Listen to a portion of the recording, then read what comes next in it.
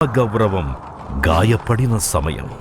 అందరూ పదవుల కోసం పాకులాడుతుంటే 2004 నుంచే ఎటువంటి హంగు ఆర్భాటాలు లేకుండా పబ్లిసిటీకి దూరంగా పల్లె పల్లెకు తిరిగిన నిశ్శబ్ద విప్లవం ఆమె. ప్రతి ఇంటి గడప తొక్కి ప్రతి తల్లిని ప్రతి చెల్లిని పలకరించి వారి కన్నీళ్లలో దాగి ఉన్న నిప్పు కణాలను రగిలించిన నాయకమణి కవితక్క.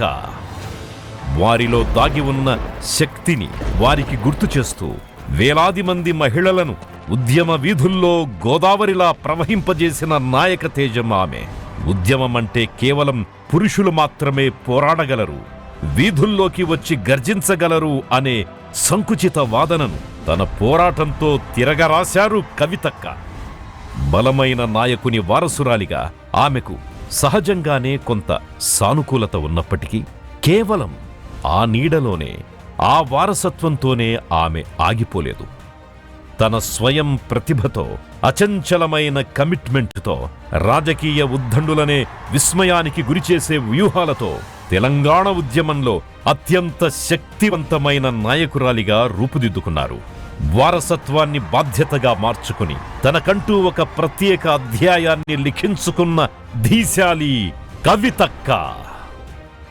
చరిత్ర పుటల్లో ఝాన్సీ లక్ష్మీబాయి పరాక్రమాన్ని మనం చదువుకున్నాం.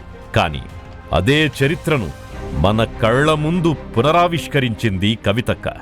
గర్భంలో పెరుగుతున్న బిడ్డను మోస్తూనే పోలీసు లాఠీ దెబ్బలకు ఎదురొడ్డి నిలిచిన ఆధునిక ధీరవనిత.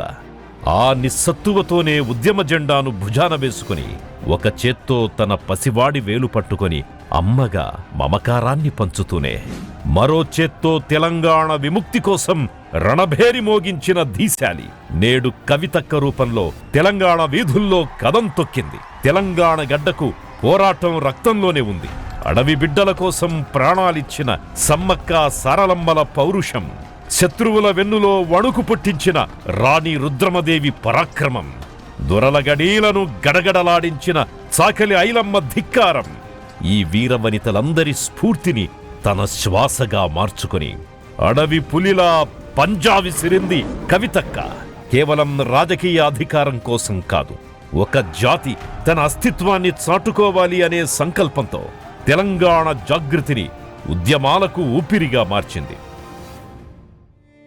ఎవడైతే మన సంస్కృతిని హేళన చేశాడో అదే బతుకమ్మను ఒక శక్తివంతమైన ఆయుధంగా మార్చిన బలమైన వ్యూహకర్త ఆమె.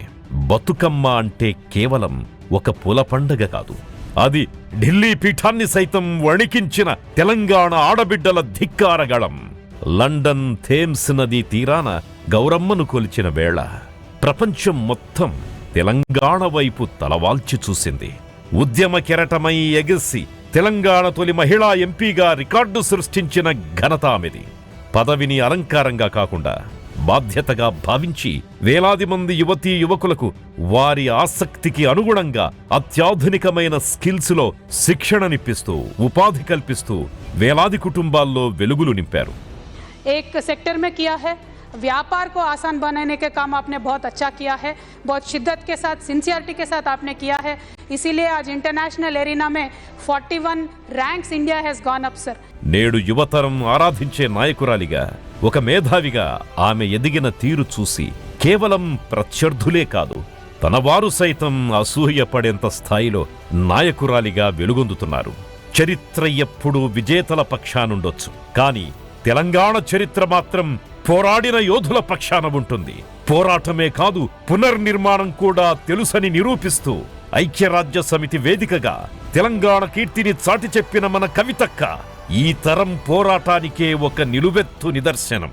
ఎన్ని కుట్రలెదురైనా, ఎన్ని అవరోధాలొచ్చినా ఆమె ప్రస్థానం నిర్భీతిగా ప్రజల హృదయాల్లో స్థిరపడే దిశలో సాగుతూనే ఉంది.